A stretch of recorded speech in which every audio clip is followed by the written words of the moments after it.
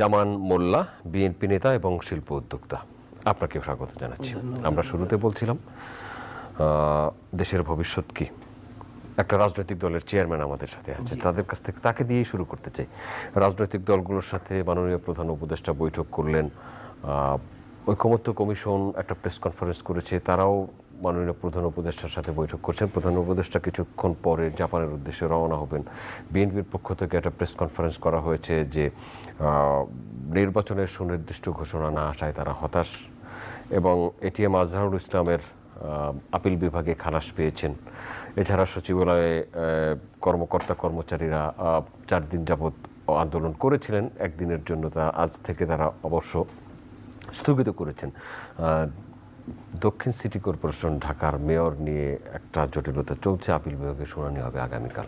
যে কোনো জায়গা থেকে শুরু করতে আবার আরও কিছু আপনার সাথে